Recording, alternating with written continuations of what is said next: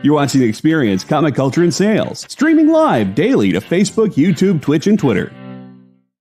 So I was going to come up with a cold open today, but I woke up this morning and there was a press release from Games Workshop, the guys that put out Warhammer and Warhammer 40K, which you guys know I've been getting into, and it was a new rule set for a smaller, simplified version of the game that you could play with less models, less rules, and so it just kind of give you that first experience to get into the game, and then you can expand your armies and stuff. So that became my morning as I looked at the list for my particular faction, and I went, I have all those figures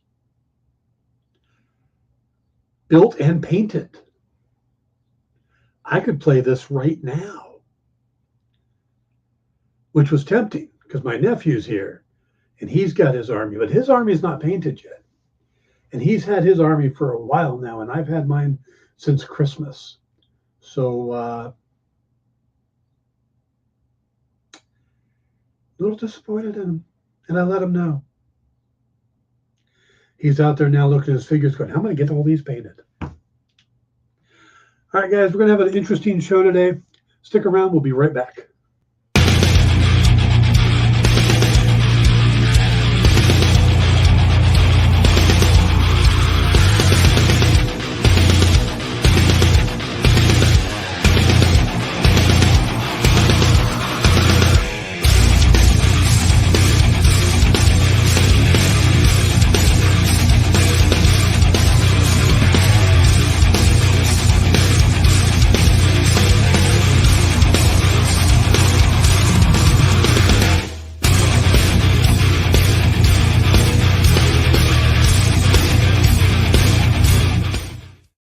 Hey, everybody, welcome to the Dan Wickline Show here on The Experience. It is June, we'll go 20th? Sure, yeah, June 20th, Tuesday.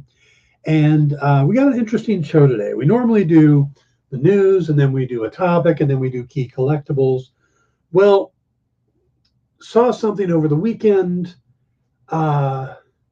realized that should be a show, but it needs to be almost the whole show. So we're going to do one news story.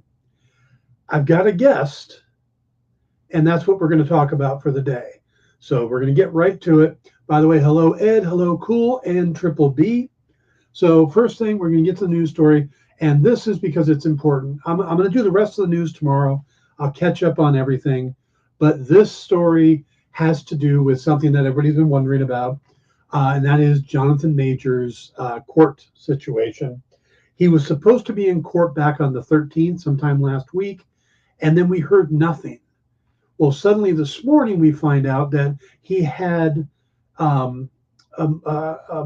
short time in court today.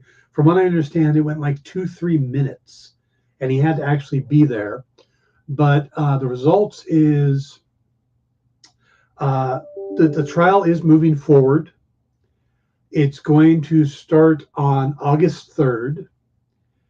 And worst case scenario for Majors is, for what he's charged with, he could get up to a year in prison if found guilty of misdemeanor claims stemming from the events on March 25th, where he was arrested. Now, again, there's been a lot of talk back and forth from both sides. It's really interesting to see how this is going to play out. I think I have a statement here from the lawyer. I'm trying to find it.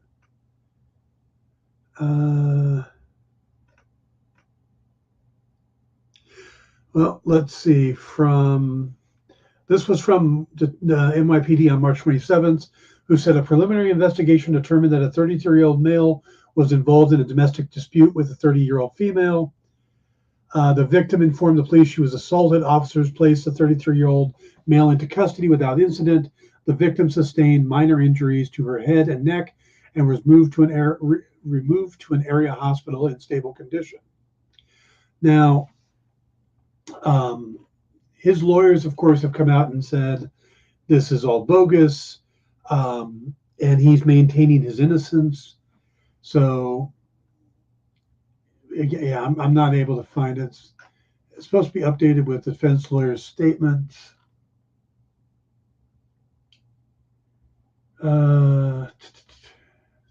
Scanning. They originally said at the time that they expected the charges to be dropped because the victim was recanting her statement. There was video evidence. So I'm really curious of how this is going to play out. Do they have that kind of evidence and stuff? Or, is this the DA moving forward without the victim's consent, so that because they feel that she's being coerced? Looks like it'll be August before we get to find out. But yeah, I know that this is really kind of shaking up Marvel right now, and they're on hold trying to figure out what they're going to do. So yeah, Jonathan Majors is Kang. So he was just in Quantumania. There was going to be the behind the scenes show assembled about Quantumania, and they're holding that. That was supposed to be out about a week or so back, and they didn't put it out because of all this. So we'll have to see how this plays out and what it's going to mean for Marvel going forward. But let's see. How's inexpensive special effects? All right. So what we're going to do now is we are going to talk about, you may have seen it on Disney Plus. There was a new, and I say new loosely because it's a new presentation of a Stan Lee documentary on Disney Plus. And the documentary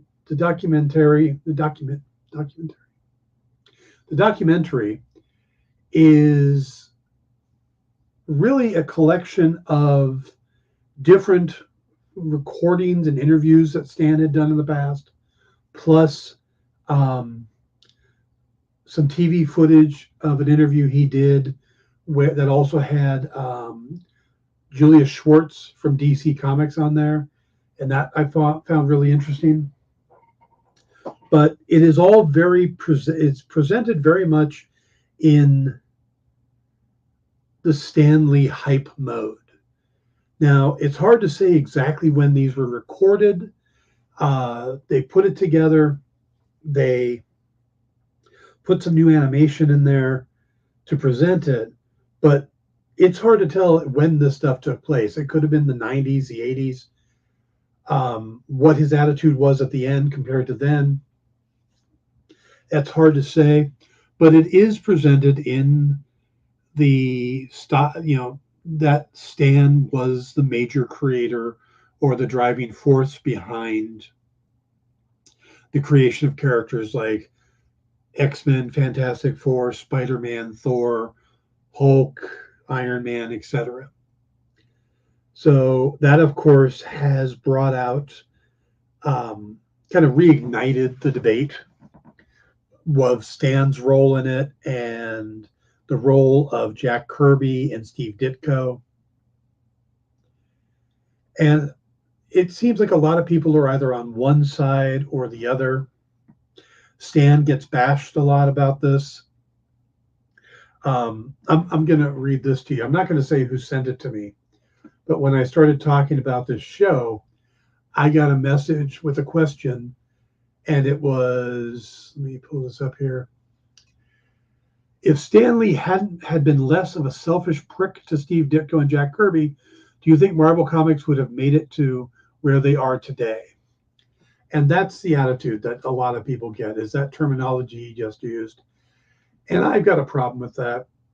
I have a different opinion on it, and it may not be the popular opinion, but I think it's a more balanced opinion. Jenny says, would be cool to get a docuseries on all the early Marvel artists. It would, but I'm not going to do this show alone because I wanted to bring in somebody who has actually, it turns out we have similar feelings on the early days of Marvel. I'm bringing on Jim Beard, who's my co-host on Pop Go the Writers. We did part of this conversation on Sunday, and I realized we really want to continue this. So, Jim, come on, and we'll pick up, kind of where we left off. Maybe retrace some ground. Dan, I could listen to you talk about Warhammer all day, but I need a break at night. I understand. Ed says, do you know, I've never badmouthed Stan Lee ever. Yeah. From my personal thing, I grew up reading comics. I grew up in the 70s. I bought into the Stan soapbox and the bullpen and how these guys all loved each other and were just this big family-like thing. And I bought into that. And then when I was, memory fades a little bit, but I want to say 11, I went to a convention in downtown LA, and I was lucky enough to meet Walter Koenig, Carolyn Monroe, and Jack Kirby. And Kirby was so beyond nice. He signed a book for me.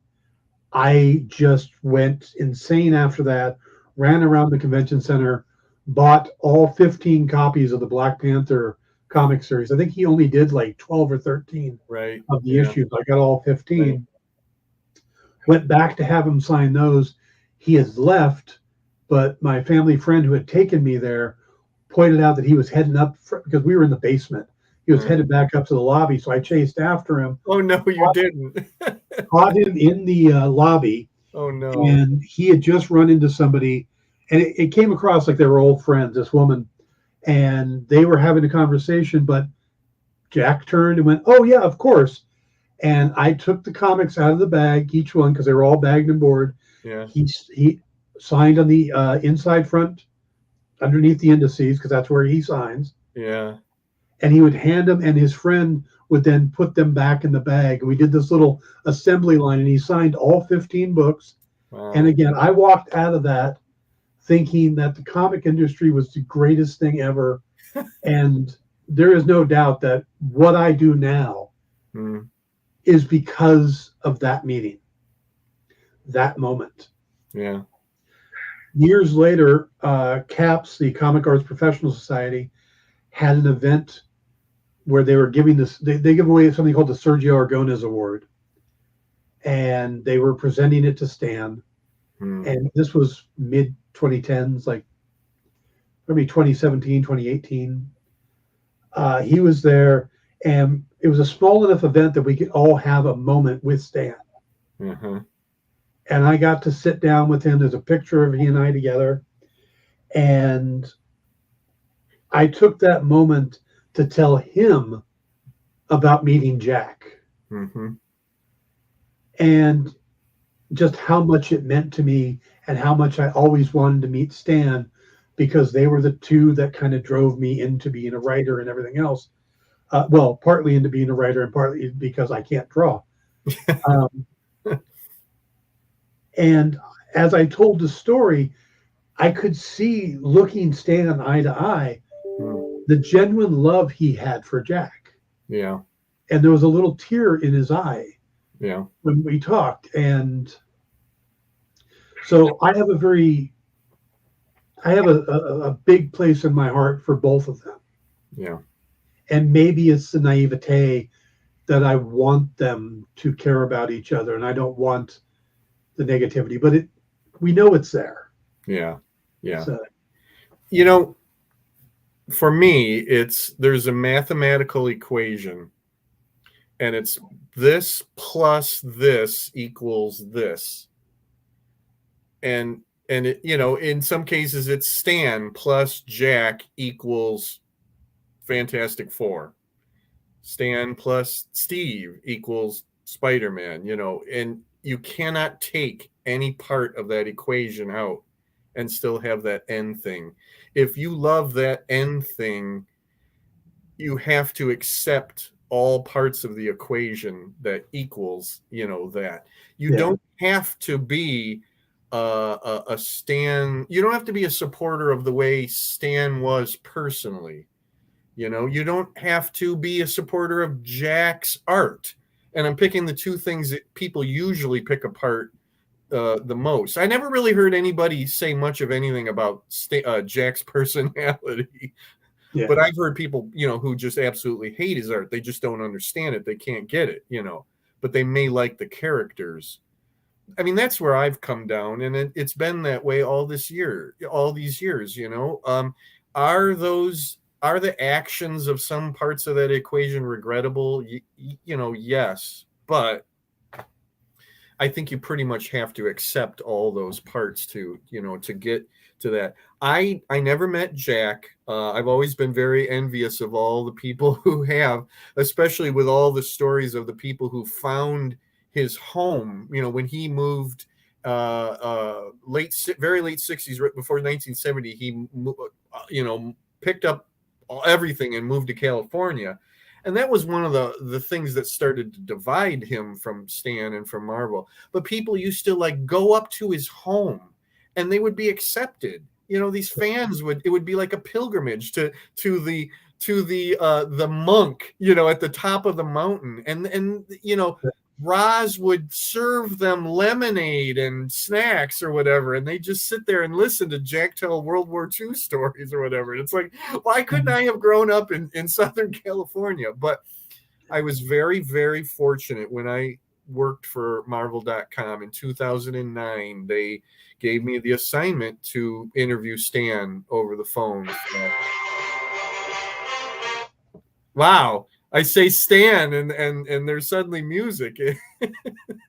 That's wonderful. Yep. But I he wrote a backup story for, I think it was like Thor number 700 or something like that. And they wanted me to interview him and do an article about it. And I was nervous as hell, but he set me at ease immediately. And we did the interview, and at the very end of it, he said, you know, Jim, this wasn't like an interview. This was like, you know, just talking with a friend. And I was just like, you know, wow, that is like the greatest thing that you could possibly ever have said to me. Here's what I walked away from it with. He's not only a hype machine, but he is a storyteller. Yeah. And I think that's very important to remember, because we would go into a question and it became like he had to, like, you know, stretch it out and embroider and elaborate on it and say these funny things. And you know, he was even in 2009, you know, the heyday of Marvel so far in the past, he was every bit the Stan Lee that I hoped he would be. And I felt like I was actually seeing a little bit of the real Stan Lee too, especially there at the end when he said what he said to me. So, and I'm also the biggest Jack Kirby fan imaginable. So, you know, I have to see both sides of this story. In some ways, I wish it didn't turn out the way it did, but I think maybe it had to go the way it did for, you know, if they had gone on with Fantastic Four past 102 or whatever that number was, what would it have been? Would it have just devolved into utter crap? Yeah. You know, I don't know. These finite things, I think are there for a reason, that they're, you know, however many issues of Stan and Steve on Spider-Man. If we didn't, you know what, if they had gone on, we wouldn't have had the Romita era. Exactly. I wouldn't have had the Ross and Drew era, potentially, when I was a kid. But then we would have had more John Romita on Daredevil. You know, that's true. But you know what? I think there was more inspiration going on when he went over to Spider-Man. Even though he was not fond of the idea, I think that finally when he eased into it and stopped trying to be Steve, you know, that it became something different. So again, I mean, that's where I fall. You have to take these things in equal measure to be able to get to that equal sign at the end of the equation. Yeah. All right, that's a good quick break. We're going to take a quick break. When we come back, we're going to continue talking about this. I have some thoughts I want to share on why I think it's a more balanced thing as well. But So we'll take a quick break and we'll take a quick break and we'll be right back. Did you know that every experience show, including some exclusive content, streams on Twitch? Check it out, twitch.tv/the_EXP. Or just scan that QR code. Imagine being at a convention and going to an interview panel that's just for you. No bustling crowds, no hours-long lines, just you, the moderator, and your favorite comic book creators. Well, this is pretty much that. Miss Jen sits down every week with 2 comic book creators for a live stream interview about their latest work, and you can ask them whatever you want. It's Talking Shop, Mondays at 5 Eastern on The Experience, Comic Culture and Sales. To be continued. 3 little words that hold the secret to the next great story. 3 words that will thrill you, confound you, give life to new possibilities. Every variation of To Be Continued is a promise of adventure, a promise of excitement, a promise of unseen wonders and unexplored worlds. A promise that every issue you read makes you a part of a never-ending journey, and behind every page there will be an unopened door waiting for you. This story to be continued at your local comic book shop today. Visit comicshoplocator.com today.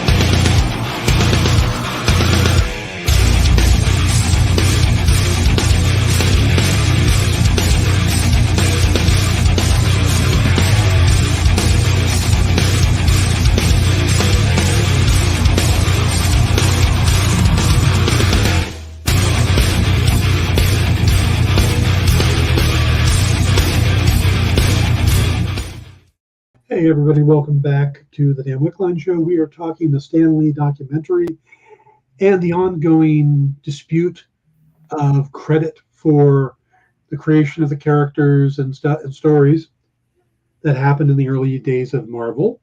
By the way, hello to Larissa who's joining us. JD says, my money's in the middle with Ditko and Kirby were probably closer to a film director's role, had a lock on the visuals. Stan was probably much like a showrunner who saw the bigger picture with the stories and understood story arcs and character development. That's probably very accurate. I can deal with that. I can run with that, Ed says, I have nothing but love and respect for Stan, Jack, Steve, and JRSR, the foundation of my childhood. I think you're 100% right. The only name I would throw in there is I would add John Buscema. Yeah. So, yep. But then you get Dan to crochet you a pan holder. and Don Heck. And Don Heck, you got Herb Trimpe coming along, you got Sal Buscema. Yep. They had a great thing of artists. And I think that right there goes back to maybe the heart of the conversation, because the falling out came with Jack and Stan. John Romita stayed there for a very long time. Buscema's the Buscemas both stayed there a long time. Don Heck, and there's a lot of stories that if you read, somehow I accidentally got called a comic historian by you because of the thing. Did I? Okay, yeah, I love reading the histories of Marvel and the book, even the books that are written by people outside of that aren't one side or the other of the story. There's always moments where Stan is hiring this person or that person because they need work. Daredevil, Bill Everett was hired to do Daredevil because he needed money. Right. But he was an alcoholic, and couldn't get the book done on time. Yeah. It got delayed by 6 months, and that's how we ended up with the Avengers, because they had to fill that publishing slot. Yeah, if I remember correctly, people were saying to Stan, like maybe, I don't think you should have Everett around. And to Stan, he was a legendary guy. Right. Creator of Submariner and, the Golden Age and all of that. When Stan was just a kid, Stan was a teenager, and he wanted to give the guy work, Yeah. Stan started working for Marvel at 17 when Jack and Joe Simon were doing Captain America there. Yeah. His first published work was a prose story in the back of Captain America #3. Yeah. Mm-hmm. So Stan's been around as long as these other guys. Yeah. He just started a little younger than them, Yeah. Well, there's always the funny stories about that Jack always saw Stan as a kid that was, in the early days was kind of underfoot, and he was the boss's nephew too, So and for years later he was still calling him Stanley, which is his name. Yeah, no, I know, but it's just funny that he because it sounds a little bit more like he's treating him like he's a kid, Yeah. I always like that because I know Jack was probably thinking, hey, I'm older than this kid, and he's telling me what to do and stuff, but it is what it is. So what I'm thinking though is if you look at it, you take out all these other artists who stayed around, and you look at the three people who this story is really around. Yeah. Stan, Jack, and Steve. Stan was the nephew of the publisher who he didn't make a lot of the decisions. There were always people above him for the longest time. So I could see Stan being put in the position to be the figurehead, and he had the personality. Neither Steve nor Jack had the personality to be the front man, to be the hype guy. Stan did. Yep. So for that, I think he may have been pushed into that position by the publisher by Martin Goodman. Sure. And he took to it. And he turned on that Stan. He went from being Stanley Lieber to Stan Lee, and the Showtime thing. And he was expected to sell comics. Yeah. By Martin Goodman. He was the one Martin Goodman didn't say, go to Jack Kirby and say, why aren't you selling more comics? He went to Stan. And you're absolutely right.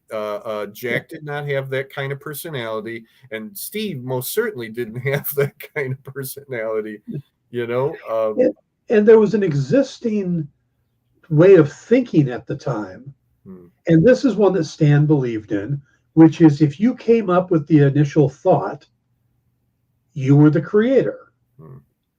Bob Kane, who for the longest time got credit for Batman alone, was the one that came up with the name Batman. Yep. But everything else was his collaboration with Bill Finger, or something Bill Finger brought in, and then eventually Robinson, Jerry Robinson. Thank you. So, but Bob got all the credit because that was the deal, and he had, and Stan even says in the documentary. Now he went away from that later in life. He started talking about how Steve was the co-creator of Spider-Man.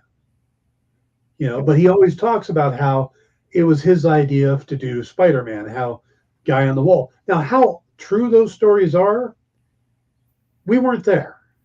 That's right. But we do know the fact is that Stan went to Jack first on Spider-Man, and there are drawings of a Spider-Man that looks too big and bulky and Captain America-like.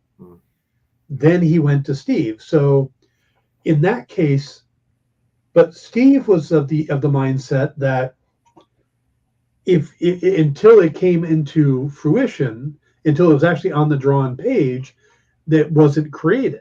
It was just a thought. It didn't become a thing until it was drawn.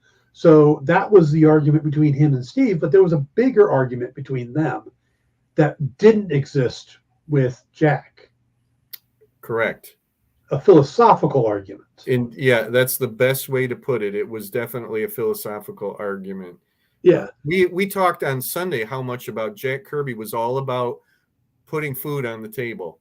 Yeah. Family man, that was most important. Roof over your head, food on the table. I'm going to do the work. I'm going to do a lot of work because I'm going to get more, money to provide for my family. Steve had a little different thing, going on there. Not a family man. The work was the work, and it became a philosophical thing. Yeah, Jack put out an insane amount of pages. Insane. He was doing like 3 or 4 books a month. Yeah. Nowadays, artists have a hard time doing a book a month. Mm-hmm. Not only was he doing his own books, he would also then do that. At one point, he was doing layouts. Then for he was doing all the cover layouts. And Stan would say, "You're not to other artists. I want you to do it more like Jack. Jack, can you do these layouts?" And then they'll come in and do it. My God, I don't know when the guy slept. Oh yeah, and the thing is, he didn't. He had that little tiny drawing board that we've seen online. And he was there all the time with a cigar in one hand and a quill in the other, or a pencil in the other. Mm-hmm. And but Steve had this philosophical viewpoint that was important to him. Yes. And objectivism, or the teachings of Ayn Rand, which still is somewhat popular today. Yep. A former Speaker of the House named Paul Ryan was a big proponent of objectivism. Mm-hmm. Mm-hmm. And it's a very interesting philosophy. It's not one I could live by. Mm. But Steve was very into this. Mm-hmm.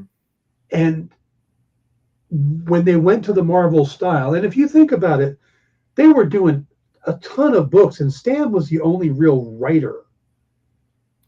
Yes, there was a point in time where he was the only writer. Yeah. I think Larry Lieber came in later, but a little bit later. Before. And they say that's how the Marvel method developed. Is Stan got to the point where I cannot write all these scripts at once. The artist comes in, we hatch out a story, you go off and draw it, you bring it back, I dialogue it, it gets out the door. Which is not easy. Incredible. It's not easy. Mm-hmm. Because you're basically putting down a plot, or you're agreeing on a plot. And I think they did like a 1 paragraph real quick. Here, let's do it this way. Yeah. Sometimes it was just talked out. Yeah. And then he would come back and he would get these pages, and sometimes there'd be notes in the margin. Yeah. And he'd have to come up with the dialogue and guide the story based on finished panels. And I've tried to do that a couple times. I didn't mention this one the other night. I actually had one publisher drop a project on my desk and went, "What story can you make from these pages?" Wow. And he actually wanted me to cut and paste and move things around ouch. to make a story. So it is difficult. Yeah. And I couldn't imagine doing that regularly. Yeah. But they did that with Jack's last Fantastic Four story that was actually published after he went over to DC. The Janus was the character, and they did that where they had what he had done, and they did like a framing device. Romita did a framing device, and then they kind of moved things around and replaced some panels and did all this crazy stuff with it. I've seen like recreations of what it was meant to be. But yeah, it's interesting that you bring that up, because that's what happened with Jack's last FF story. But with Steve had this thing that he wanted to do story-wise. Yeah. And I mean, he was doing Spider-Man and Doctor Strange. And Doctor Strange, he was out on this drug trip, whatever it was. But with Spider-Man, he wanted to bring across this objectivism psychology, or Yeah. And it didn't flow for Stan. No. It would have been a very different Spider-Man. Right. Unlike Stan and Jack, and there was personality differences there. I can't imagine Stan and Steve being more different in personality. Where, and we talked about this with Steve, it got to the point where the work was everything. It speaks for itself. Where Stan is no, I'm going out to college campuses and I'm going to talk about the work. He made himself into almost like a superhero, a comic book character. And that just was anathema to Steve. And and we said that on Sunday too. That's why Steve didn't last as long as Jack. Steve was gone fairly early on, where Jack got at least all the way up to 1970 with Stan before he had enough. And then he came back. They both came back, strangely enough, right? But it's funny because Steve refused to ever draw Spider-Man again, and I think it was the same with Doctor Strange. He would do anything at all, and he did. He did some of the craziest stuff, like Micronauts and other things. He created Speedball, created Squirrel Girl. Yeah, right. But he stuck to his guns, where Jack was drawing Fantastic Four covers like crazy when he came back in the later 70s, But you look at what Steve did after he left, and you can get a better idea of the type of stuff he wanted to do. He started with The Question, Hawk and Dove. There was this definite psychology that he was putting out there. Creeper. Yeah, The Creeper. And then when he started doing his own book, because other publishers started going, you're going a little over the top here. Yeah. He started doing was it A-Man or Mr. A. Mr. A. Yeah. Which was pure objectivism. Yes. So but then there was the dispute on who created Spider-Man. Yeah. And I think Steve had less of a hold on it, just because not only did we know the idea existed before Steve, because Jack had taken a turn at it. And Jack had supposedly worked on something called the Silver Spider or Silver Spider, I think it once. And one of the stories is that he still had that stuff around, and I think he showed it to Stan, and it was very much a Billy Batson, Captain Marvel type of idea, where a kid turned into an adult hero. And suppose I thought that was a redo idea he had for The Fly for radio comics or whatever. Yeah, this is all mixed up or whatever. But again, what we got: Peter Parker, Spider-Man, spider powers, teenage kid, all that stuff. Stan is so woven into that. There's no separating him, despite those bits that came along. And I think it was like the name Spider-Man. I don't really believe the story that Stan told about, I saw a fly crawling on the wall, and I said, I'm that's probably a lot of hype, and he may have truly have forgotten where those bits came from. Yeah. So you gotta divorce the hype from the actual work, because it is easier to break this down, but by looking at what they did with Stan and without Stan and stuff like that. But we'll get to that. The fallout with Jack in the beginning wanted to work. But as he went on and he put more and more ideas in, and I don't know if it was because Stan got a lot of credit and Jack didn't, or that Jack just wanted to be able to tell the stories he wanted to tell, because the way they worked, there was a certain part that Jack could take it to a certain point. Stan would come in and take it the rest of the way, but it may not have been the rest of the way that Jack wanted to go for. Yeah. There's a whole book out called Stuff Said that takes pages, pencil pages, and compares Jack's notes around the edges to what Stan did. And it is a fascinating book, and I do highly recommend it. It's a little biased towards Jack because it came out from Two Morrows, and John Morrow is very much, in Jack's camp, and he doesn't dislike Stan, but it's a little more biased towards that. But it's very eye-opening. I think that by the time 1970 rolls around, it was more about the credit to Jack, and then maybe secondary, I want to tell stories the way I want to tell stories. But it got down to where it was a big thing about credit.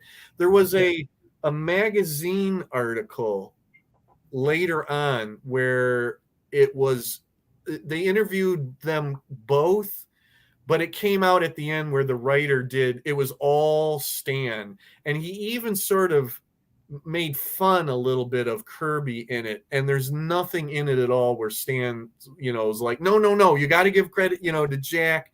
Yeah. And when that came out, it was hard for Jack to accept how that was. And God bless her heart, Roz actually prodded Jack along with this is not right. Stanley's not treating you right.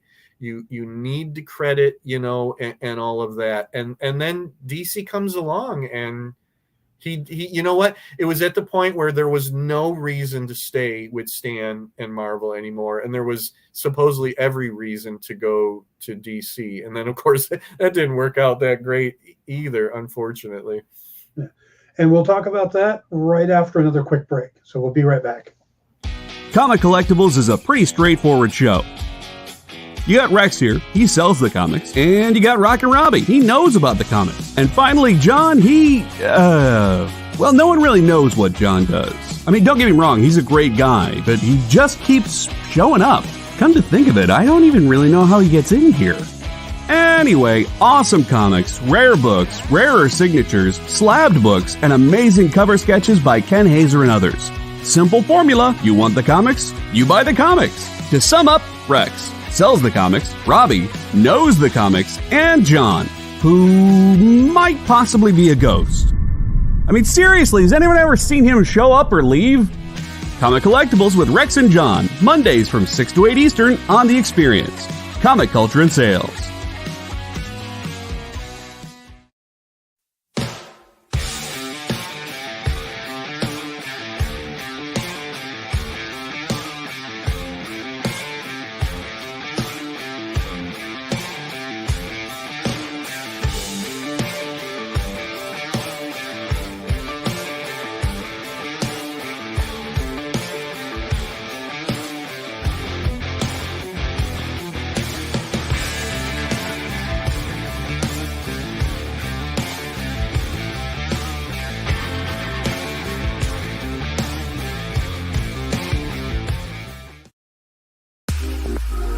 You know how when you go to Comic-Con, after Comic-Con, you go to the hotel bar, and there's a whole bunch of people playing music and dancing, and you've got Pikachu and Lara Croft Tomb Raider doing the cha-cha slide just down from Deadpool and Batman and Wonder Woman? That's every Saturday night over on the Experience Twitch channel. Join Taji Beats for the EXP Dance Party, exclusively on Twitch, twitch.tv/the_EXP.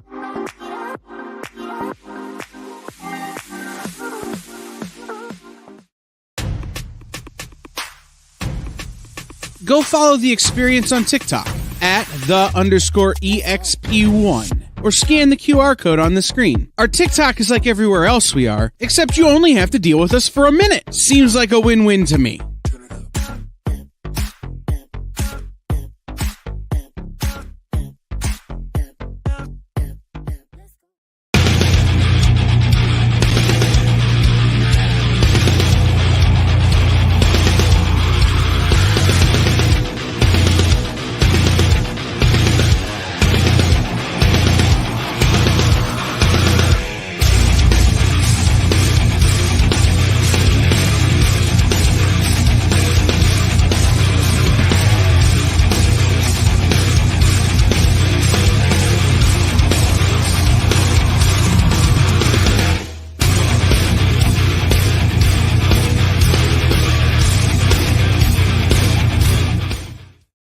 Hey everybody, welcome back to the Dan Wickline Show here on The Experience. Remember to stick around. I will be joined with Kyle and Jay as we go over the new books coming into stores this week. And then a minute to skim it, and then we have Mint Hunters. So we got a full lineup today. You'll want to stick around for that. And please hit the like and subscribe buttons while you're here.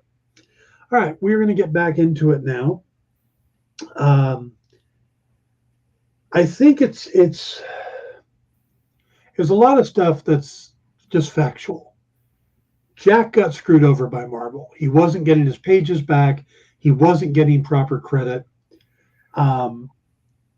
Steve got some more credit and stuff for actually writing the stories and plotting them and stuff like that while he was there.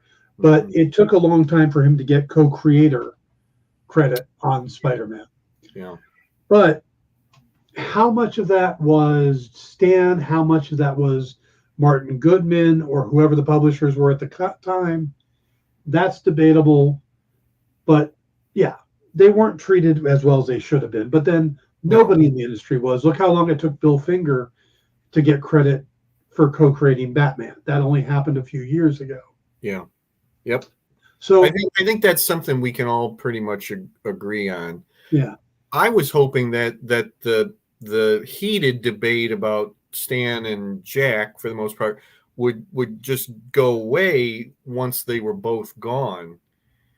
Because I know they both have families, obviously, but my bottom line today in 2023 is, to what end? What why keep going on about it other than literally just to argue, about it? As far as I know, Jack Kirby's kids are doing okay. I assume that Stan's daughter is doing okay. I mean, I know there was some controversy with that too, but again, it's like, I think everybody completely accepts who was the creators of these characters today. Yeah. And I don't get the argument. Well, so the debate that happens now is how much was Stan's role in it? Again, to what end? To what end? Neil Kirby's response to the documentary made it sound like all of the ideas really came from Jack. And, do I think Jack brought a lot of ideas to the party? Of course. Do I think he brought all of them? No. And I think there really was this balance, because you have to look, and as we were saying earlier, what happened after. When Jack went to DC, he had a lot of big ideas. Mm-hmm. And, the Fourth World stuff, what he was doing with Jimmy Olsen. Yep. But we don't think of the Fourth World stuff because of the stories. We think about Darkseid. The characters, yeah. The characters that he created. Yeah. Scott Free, Mr. Miracle. But most of them, Orion, Highfather, all of those just kind of fade away. You don't even think about them. And that's, that's a really good point. The Jack's DC characters are always a bridesmaid, never a bride. They always end up as guest stars. They cannot survive on their own. They have tried to give the New Gods and the Fourth World characters their own series over and over and over again, and they never, ever last. People like them better as guest stars. The Demon, I love the character, but he's never going to be an A-lister. Right. OMAC, these are interesting characters, but they're always going to be on lower levels at DC. They're never going to be headliners. And I think a lot of that has to do with the fact that Jack works best with another person. Yeah. And usually another person on the writing end of things. Jack is a brilliant creative mind and an amazing artist. Steve Ditko, an amazing artist. Yep. But look at the creation Steve did after, with his take on Blue Beetle, his the Creeper, Hawk and Dove. Yeah. Again, like a third or fourth or whatever tier characters, but they're not headliners. Right.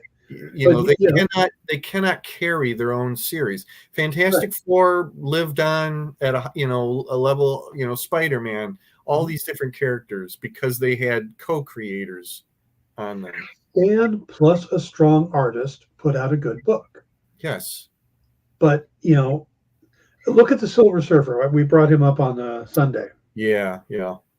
Do people like the Silver Surfer because of the look, or the fact that he's a herald for Galactus, or is a big part of it the angst, the whole, the brooding, the self-inflection he did? Yep. Do people like Spider-Man because of the costume, which is a great costume, or is it also the personality, the sense of humor, the fact that things never go his way? Yeah. That's a really, really great way to put it, And I said this about the Silver Surfer. I mean, it's basically a guy all in silver and riding a surfboard. If you just take that, it's kind of, it's kind of silly. Yeah. Even back then, it was, a guy from space riding a surfboard was kind of a silly idea. But the two of them together made it work. Whereas now the Silver Surfer is an immensely popular character and has been since he first appeared. And I totally give that one to Jack. That was not discussed, and Stan has always said that. He got the pages back, and here was this silver guy on a surfboard, and he had no idea who he was. Jack, what's the deal on this? Totally give that the spark, the initial conception to Jack, and then you have to add in Stan's flowery dialogue, and like you said, the brooding or the angst or the soul searching, all that stuff. And then you get the character that we all know and love today. Yeah, but you also, I'm going to go back to the book you and I just did. Take a character like Captain America. Mm-hmm. The creation that Jack did with Joe Simon was a two-dimensional Nazi buster. Mm-hmm. There was no depth. There was no range to the character. Nope. And as soon as the war ended, the character faded. Yep. It wasn't until Stan and Jack started doing the character again in the 60s that suddenly he was the man out of time. He was in a lot of ways, he was them. They had these patriotic beliefs and stuff in a time that was very different from that. Yep. During the, being somebody from World War II during the time of the Korean War. Yeah. An anachronism. Yeah. Yeah. So, and you see it a lot there was a point where Stan and Jack redid the origin story. Yeah. Panel for panel, but Jack drew it differently. Stan wrote it differently.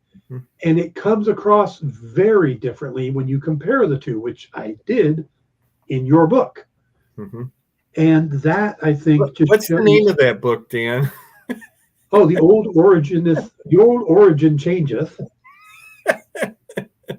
Plug. Thank you very much. On with what you were saying. Ralphie said, a crummy commercial. Yeah. So bottom line is, I think that these were all very talented people. Yep. But they worked better as a team. Yeah. And I'm going to go to a football analogy, which I may be the only one here who gets it. Tom Brady was a great quarterback. Yeah. Let's go Joe Montana. Joe Montana was a great quarterback. Jerry Rice was an amazing wide receiver. They made each other better. Yeah. By working together. Yeah. If you brought in a lesser quarterback or a lesser wide receiver, it didn't work out as well. Mm-hmm. But for this case, Stan and Jack, Stan and Steve, Stan and John, the team ups worked well. The formula they had worked well. and let's be fair to Jack and Steve and all these other guys. Look at what Stan created, let's say mid-70s onward. There's nothing, Ravage. What was it? What's that 2099 thing that he came? I can't remember. Ravage 2099. Yeah. Yeah. That whole thing with Stan Lee creates the DC universe, all those characters. I mean, there was never a spark again because he wasn't, and I'm sorry about the artists he was paired with, but the magic was over because the people that he was working with in the 60s, a little bit into the 70s, that was the real magic. And Stan never really created anything great or memorable either. Right.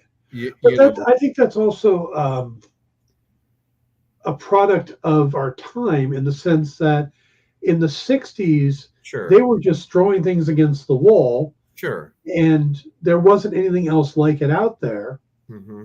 So people would give it a shot, and then they'd get a few issues to put the story in there to build the character and stuff like that. Yeah.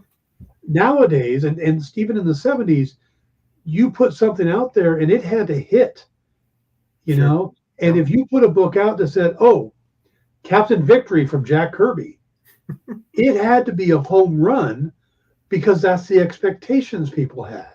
Yeah, yes. You put out Ravager 2099, it had to be a home run, because it was Stan Lee, or Jack Kirby or Steve Dick. So I would say maybe She-Hulk was the last great character that Stan created. That's still something to this day, and a pretty popular something, to this day. All right, let's look at the comments real quick. I don't want to miss anything good. Larissa's talking about the documentary and how Disney's part of it. The documentary is less of a documentary as it is just kind of a recap of some interviews that Stan did. There are some better documentaries out there that look at the history of Marvel, but it's a nice thing because it is in Stan's voice, and you find out more about him. Why do you think it's coming out now? Is there any target for? I mean, is there any reason why we're getting this now? I can't see a tie. I mean, he passed away a while back. Maybe it just took a while to get it put together. Okay. There's no legal motions going on. Okay. It's just I always think of stuff like that. Like, usually those things are targeted for one reason or another. Let's see. First name greatest. Stan and Jack as a team were great. Jack needed Stan on his solo work, as his solo work was not as strong as their work together. Exactly. Yep. Stan's collaborators deserve great recognition as well. But Stan with Jack, Stan and Romita, Stan and Ditko were great teams. When split apart, either creator wasn't as great. Yeah, I agree. Larissa says Jack had the great history background as well as mythology. That was what Stan didn't have, so they were a great team. Yeah, they complemented each other. Yeah, Triple B. It is a fun documentary to watch. Like I said, though, it is heavily on Stan's side because it's based on some interviews he did in the past. So, Stan Lee creates was similar to Marvel, giving Liefeld and Lee Avengers and FF to reboot. Yeah. yeah, maybe. How did it happen that Stan Lee redid all of DC's heroes in his own book? How did Stan create for DC? It was a deal he made with them, and they just basically did one shots. Yeah, because he wasn't a Marvel employee at that point, and he could go and do whatever he wanted to do. Yep. And somebody had the bright idea that wouldn't that be interesting to have Stan writing for DC? Yeah. All right, we are running absolutely long. We're going to run right into the next show. So let me wrap it up there. Jim, thank you so much for coming in. Thank you for having me. Everybody who watched, it was a great conversation. Tomorrow I'm going to be talking about the Flash and what went wrong with the box office. So we'll be back for that. Jim, you're always welcome back. Thank you. Appreciate it. Fun right, guys. Talk. Take care. I'll see you back in a couple minutes with In Stores this week. Bye. Join the party. Head over to our link tree to find all the links for everywhere the experience is all the time.